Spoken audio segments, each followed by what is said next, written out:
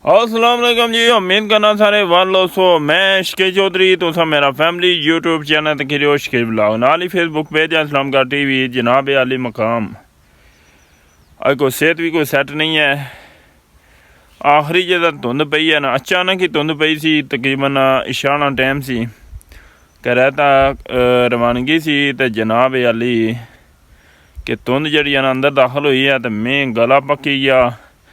उस बाद हार शार इस टाइम ही जरा ना सेहत बहुत ज़्यादा ख़राब उन शदीद होना। तो बारिश भी माशाअल्लाह सरगी नहीं जी है ना, सिमी सिमी बारिश शुरू है तो दसने तुसें माशाअल्लाह ज़बरदस्त कनकाना भी रुख माशाअल्लाह चेंज होना पाया। तो इंशाअल्लाह अल्लाह ताला बराने रहमत अल्लाह ताला अपने जरा ना ख़जाने कोई उसने कमी कोई नहीं इस साढ़े गुनाहगारां पर अल्लाह ताला ज़रूर जरा ना रहमत ने बारिश अता फरमासी। मजीद तको कोरे क्या तबाही उन शदीद उन कीती है, कनक नहीं है तको सुकनी जानी सी हूँ बारिश ना होने की वजह तो।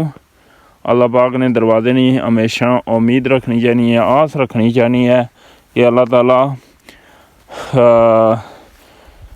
ज़रूर इंशाअल्लाह करम फरमाना है। अल्लाह ताला ने दरवाजे तो ना उम्मीद कभी भी नहीं होना चाहिए। तो मज़ीद मैं हूँ चेक करना कि ओला ओला गारा भी हो गया, इन्ना पैरों ना लगे या बूटा नाल। मज़ीद रपर जुलिया माशाअल्लाह तमन कबसा इंशाअल्लाह तआला ते निके निके तको छांगी छोड़े ने बड़ा तमन रहना एक छंगसा कनक से। फिर एक दफ़ा मैं नज़ारा कराई उन्होंने उसे असल है जी धुंध शुंधा पीआं ना तो कोरा जड़ा ना ये अंदर दाखिल होना रहा नक्के ने जरिए तो जिस वजह तो जड़ा ना हूँ गला पक्के बहुत ज़्यादा सख्त तो खुराक खानी भी जड़ी है ना साह किन्ना भी औखा खुराक का दूर नहीं गल है।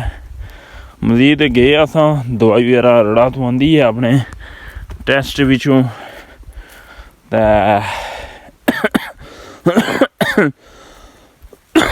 मजीद तमन कपने नाल से डिटेल इंशाअल्लाह दसने आए भी तमन कल में छांगी खड़े सन माशाअल्लाह।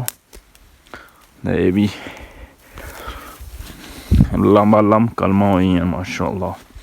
मजीद है जरा कोई ओला जा तमन है इसी छंगने हैं फिर आगे मजीद और जड़े ओले ओले तमन हो कबसा इंशाअल्लाह नाल बना रहे जी माशाअल्लाह माशाअल्लाह। तमना ऐसा बाहू भी तको असल है कोरे ने वजह तो तमना ने पत्तर भी टै पे ने ये छांगे ने है एक बिच जंडी ने रहना पाया ये छंगसा इसने भी तुसें दसने हैं कि इत्थै दा मोरां जड़ा ना कनकी क्यों नहीं छोड़ी।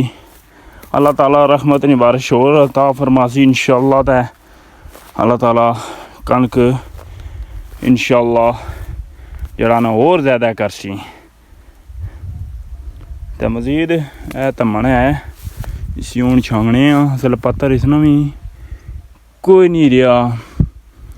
तो मज़ीद तको काज भी है साढ़े पास माशाअल्लाह माशाअल्लाह। वो तमन सा बाहू भी तको कोई कप्पे है कुछ एक दो दत्थे रहने कपसा फिर अग्गे मजीद तुसें दसा इंशाअल्लाह जी जनाब आली मकाम। तमन सा बाहू भी तको माशाअल्लाह बनी उड़िया इधर मुड़ी छोटी जी पई है ये भी नाल मोटरसाइकिल पर लादा करसा इंशाअल्लाह ताला। ते मजीद नाल जी भी शेयरिंग हुई तुसें नज़र करने रहे सो नालो नाल रहे फिर ओ जी जनाब आली मकाम।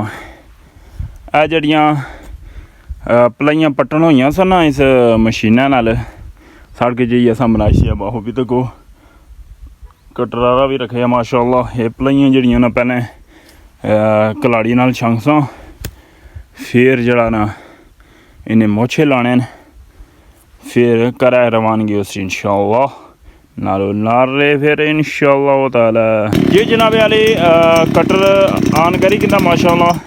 ते स्टार्टिंग ही जो मसें किता सी ते उन्हें पलाइयां जड़ियां ना इन्ने मुश्किल आसा माशाअल्लाह। ते नाल जड़ी फिर मोछे लाई दें फिर तुसें आखरी दस्सां इंशाअल्लाह।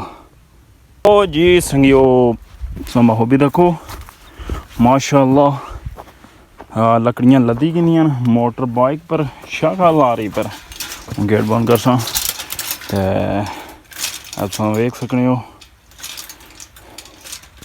जी संगियो।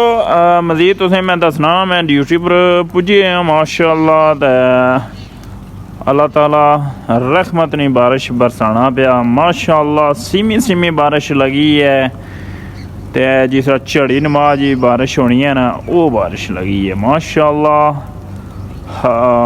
अल्लाह ताला ने ख़जाने की कोई कमी नहीं है।